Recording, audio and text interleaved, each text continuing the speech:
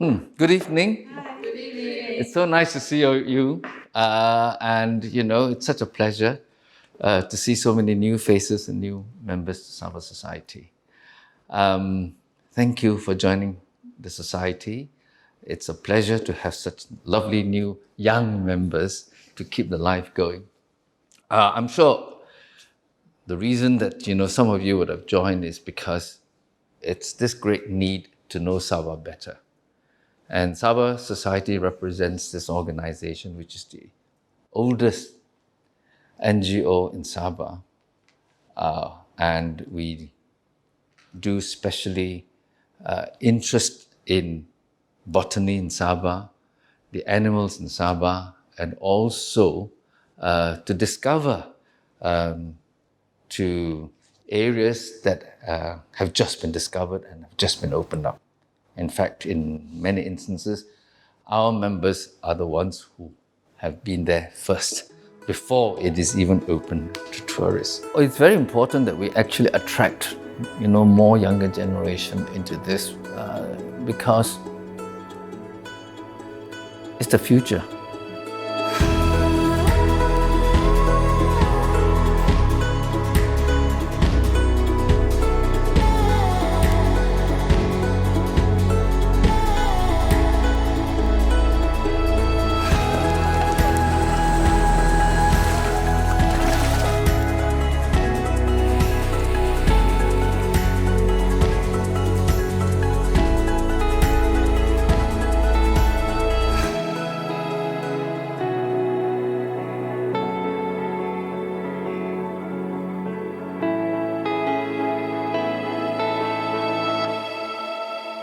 My name is Dr. Heng. I am an orthopedic surgeon in private practice.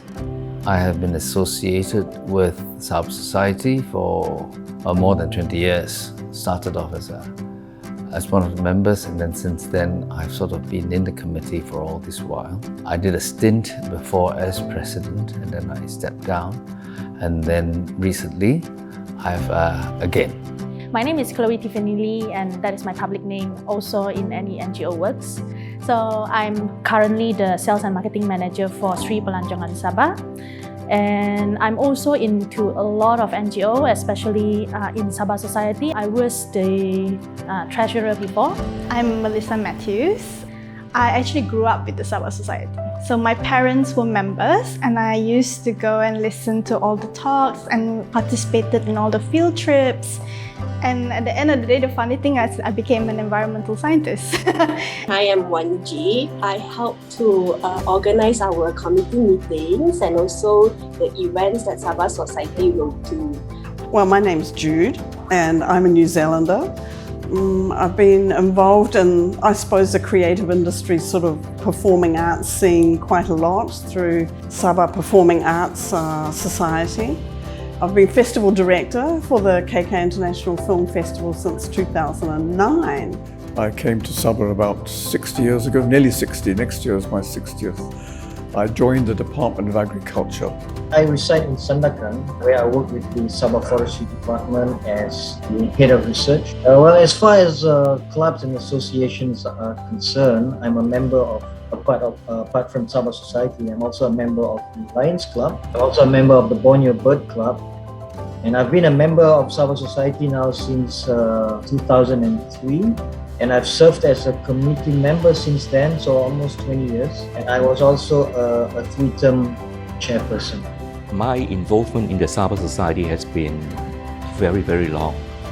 Much longer than all the committee members who are in committee now.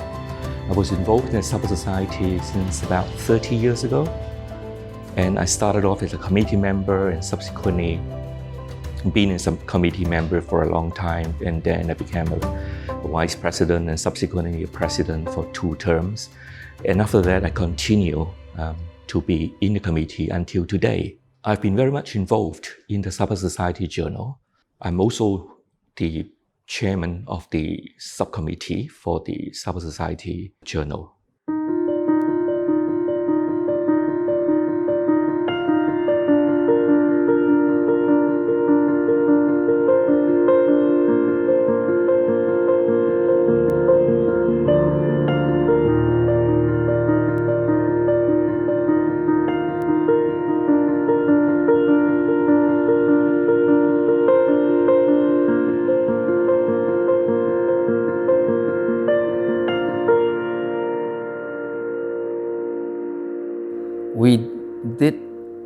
the old Hulo Trail. See, when Hulo first climbed Kinabalu, it wasn't by the route that you climb now. It came from, when it first started, the original first time up to Kinabalu was actually through Kampung Kiao. And it's a very beautiful, because you follow the Kiao River, right, into, there's a canyon. And then after that, you start trekking up. The community project in Kiao, initiated by a long-time committee member, Dr. Ravi Mandalam, who is an Indian citizen, but now a PR in Sabah. And he is particularly interested in Kinabalu. And his knowledge on Kinabalu's peaks and topography is unrivaled. Nobody knows more than he does. He knows the local people very well. He climbed Kinabalu many times. He went up to the eastern ridge and the Lows road on Kinabalu and so forth. And he found there is a place which is at the lower elevation of Kinabalu called Minin Tinduk. And that is described in Low's ascent to Kinabalu. He proposed it to Sabah Society, and he wants to make that a kind of special destination for tourists who have special interest on Kinabalu. And so somehow the society managed to, through the president, Dr. Heng, who knows the Sabah credit people very well, and we managed to get a loan from them to build chalets and so on. So we thought this would be nice because if we did something there, the people in that village actually will benefit a lot. So we managed to get money from Sabah Development Bank and donations from a few people to build a really lovely accommodation, overnight accommodation, all from bamboo. Really, really beautiful, designed by a Japanese architect who was one of our members. For free, of course, really good architect, and we got the Kampung people to build it, right? So that way, you gave the Kampung people, in Kiaunulu, an extra income. And the idea was to put this up, get this tour company to bring people in, and also to train, the Kampung people to be able to run, this hotel, this sort of accommodation. Kiao has already done. The project is done. We can even stay inside, which luckily I had the chance. I had the opportunity to stay with the members of the Sabah Society. Next to the river is about 10 feet above the river. And the river, the river was absolutely beautiful, clean, beautiful water, right in the middle of the jungle. So everything eventually it developed in the collaboration with a tour operator and so forth. So all went well until... And then the earthquake happened and the rocks all came down. The whole thing collapsed. The whole bamboo structured building collapsed. The rocks actually flowed past, went lower down. And because it went lower down, and then if you remember after that, there were heavy rains. So because it went lower down, the whole river flooded. It went above 10 feet. A flood came. That was a total disaster because the flood actually washed away everything. And nothing was left, absolutely nothing was left except a few photographs. And it was a very painful experience for the Sabah Society.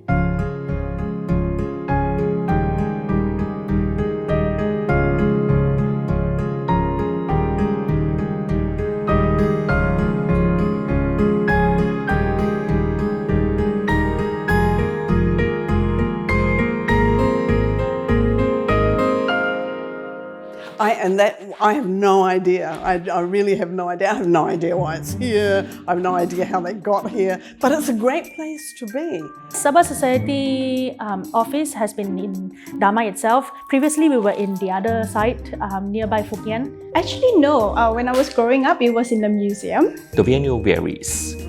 And over the years, we also rent premises ourselves. At that time, when we first started Sabah Society, we didn't have our own building. We sort of met in informal places, in friends' house and offices. And then after that, we got into this thing of fundraising because we thought really it needed a building. so that, or a room, so that at least when you have your talks or anything like that, you can have a place, and people have a place to go to. And as you can see, we have an extensive library. We have a lot of things, so it cannot be moved from house to house every time. Why are we choosing a location here, this particular venue? It is because it was available at that time. It was also at a price that we can say we can afford it. And there comes a time when we say we better own our own office so that we don't need to run like a sort of living like a nomadic life, So it's nice to have a permanent place. So then we bought this place. Yeah, so it's a very strategic place, and it's a place where you can find a lot of things. After you have your activities, you can always go for supper. You can always go for lunch. And this is a great place to have it because you've got all the kopitiam down below, so everyone can zoom off and get stuff to eat when they want and come back. It was very convenient in that sense. And it's a nice room, it's a nice space.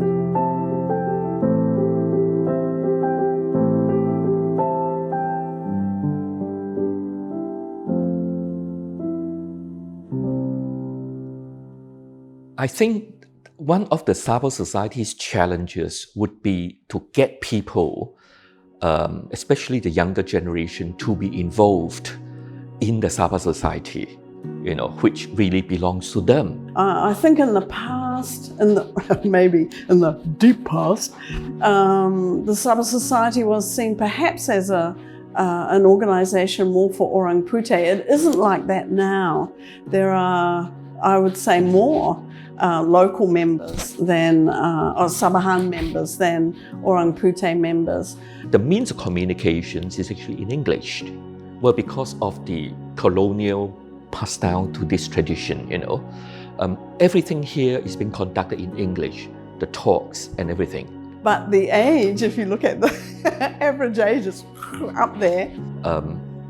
40, 50, and so on. And so it would be really good to find a way of somehow bringing in younger people who are maybe doing their own research or, have things that they want to learn as well, learn about Sabah, share about Sabah. I think that was the important thing, was the Sabah Society was a platform for people to get interested and to meet other scientists and other people interested mainly was in nature. And plants and stuff like that. And of course, a lot of hidden history that the Sabahan haven't really know about it. And I understand it's a niche topic, it's a niche subject that it takes time for you to get interested in. Actually, Sabah Society do lack of involvement from younger generation. I am not really sure why.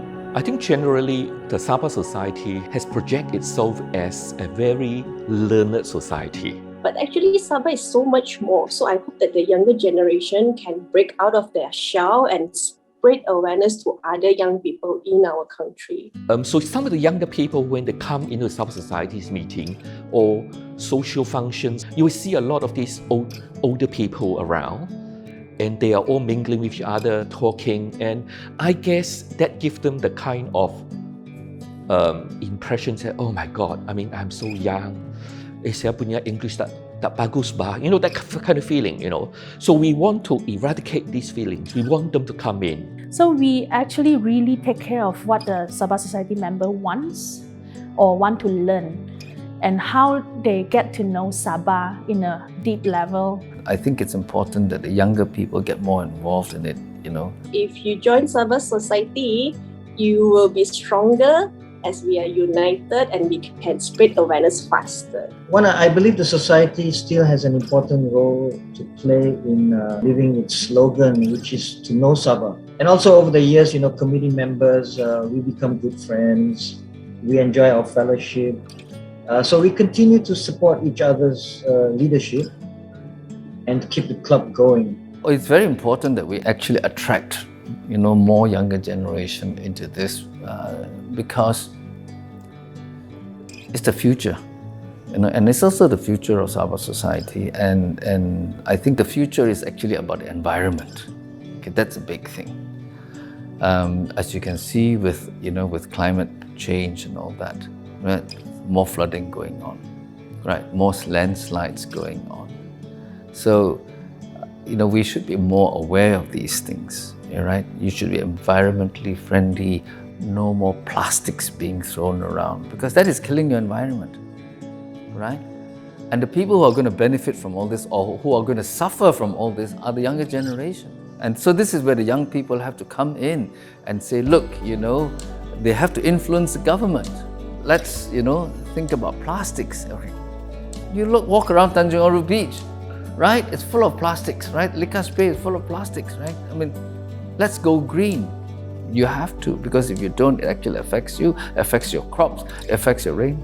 Right? So, and all your diversity, your animals will start dying off, your insects will start going, your plants will start going. So, yes, it's very important that young people take over as much as possible. In fact, we are very much into encouraging young people. I think for the younger generations, getting to know Sabah through the main, like the talks, the field trips, I think these main things really need to be there.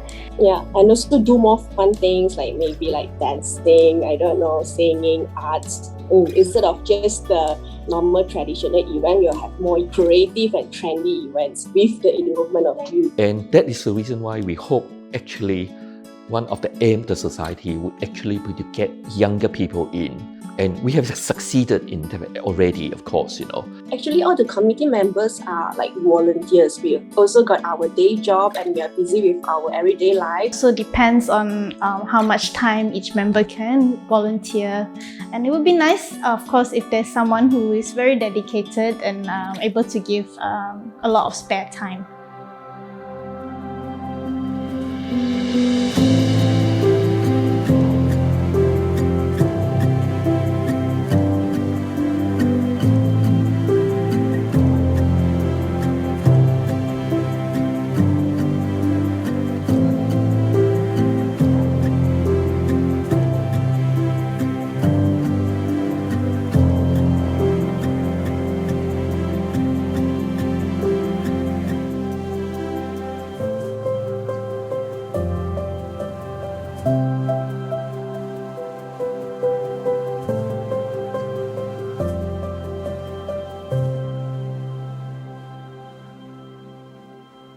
Previously, Sabah Society, how it started is a very long history. It has been started after the World War II, and that was North Borneo Society.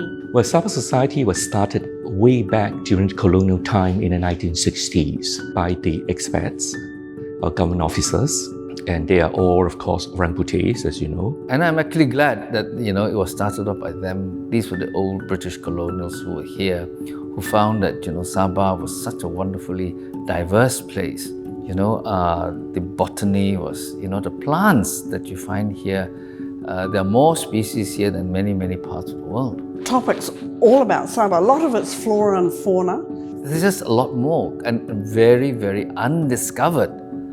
So, of course, there was tremendous enthusiasm. That's how Sabah Society started off. That time, 1961 and 1964, when the Royal Society came, the Sabah Society also helped the Royal Society to did expedition in Mount Kinabalu. So how it is now, the heritage, world heritage, is because of all this contribution of Sabah Society. When I came here and then my husband joined me, people talk to us about the Sabah Society as being a group that is interested in having their members learn more about Sabah's history, about the flora and fauna, about issues in Sabah.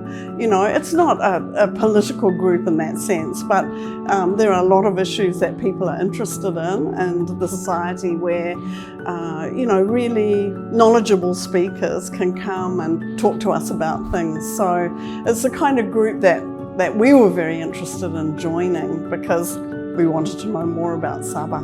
The culture of Sabah is very, very interesting. Okay? Because if you look at it, we still have all these various tribes, with different cultures, with different ideas and things like that. So hence, Sabah Society started off, and tremendous interest, not only from the colonials, but the locals then begin to discover, yes, there's something more, to Sabah, because locals take a lot of things for granted, right? And then suddenly, when these things start happening, and it catches your attention, then of course, you pay more attention to it. And more than that, if you have a look around Sabah, we have a lot of beautiful, unspoiled places, which, many places don't have. Which is why one of the activities of Sabah Society is actually also to discover Sabah, to get our members to go around. So, to go around to places which have just been discovered. For example, we were one of the earliest to go into Malaya Basin. That was actually my first experience with Sabah Society. It's more than 20 years ago. Going to Malaya Basin, there was hardly anything, and we had to trek in and out and spend one whole week trekking inside, sleeping in tents and things like that. But it was after that more people got to know about Malaya Basin. So we actually do lots and lots of sort of field trips for our members to go around that most people haven't heard of. And it's after they've been to it, they've seen how beautiful it is, then it's slowly publicized. So that's why we work very closely with the Wildlife Department, Sabah Parks, tourism, so that, with our knowledge, we can get passed on to them. The Society's role is really to prognosticate the knowledge of Sabah in particular, because of a good representations of members who are natural history inclined people or members. So we tend to be very strong in natural history, on birds, on mammals and so on. And we started publishing books on Sabah. And also we publish a journal every year, meaning the Sabah Society Journal, which was started back in 1960 and continued until today without fail. I used to know Datu Chan in Sandakan years, in the 60s. We got interested in orchids, and eventually we got into doing, with Sabah Society Journal, publishing orchid books on orchids and all of that. But those are the sorts of topics that are very interesting. And then it can be geology, geography, history. I think the journal is an important, it's a resource, but it's also an important record. I think people should know how Sabah actually formed. I want to say intellectually researched, but that's not, it's academically checked. So articles don't just go in because you submit one. They then have to be looked at by other academics who will give feedback on them, and then they get approved to go in. So it's actually really an academic journal, which is pretty neat. I think it's great. The articles that involve in the society, in the journal, are very varied. Mostly natural history at the beginning, but subsequently there are more and more of historical things on Sabah and Sandakan and so on. That is extremely important for the documentation. And you can actually see that the Society's journal is being housed in various libraries and universities, not only locally but also overseas. That is something which we are very proud of, and there is no society that has actually done things like that.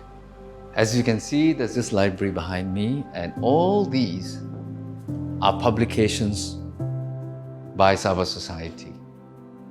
Our members have published these books, and people who have been associated with us or interested in Sabah Society have published all these books through Sabah Society, and all these books are actually about Sabah. And most wonderful thing I want to show you is actually this one, which as a member, you will get a copy of this every year, which is the Sabah Society Journal. It has been published from the 1950s actually, every year. And these are all original articles about history, about botany, about the animals in Sabah. So you will be getting a copy of this every year. All original articles. And they've all been peer reviewed before they're even allowed. So a lot of it is actually published, and universities and all this use this article. So as members, you are also free to use all these things. And of course, to attend our talks, which we hold quite a few times every year. But I think you all know that this organization is a pure voluntary organization and there's no funding at all. So we depend on the generosity of members to help us, rent this place, pay for the lights, pay for the air conditioning and everything. So what we do every meeting is we have this thing called a magic box, which is the Sabah Society. And what we do is we pass it around to the members for a little donation that we can use for the upkeep of the organization. So I will just start off with by putting a little donation here, and then please carry on. And now I will introduce our guest speaker. Thank you very much.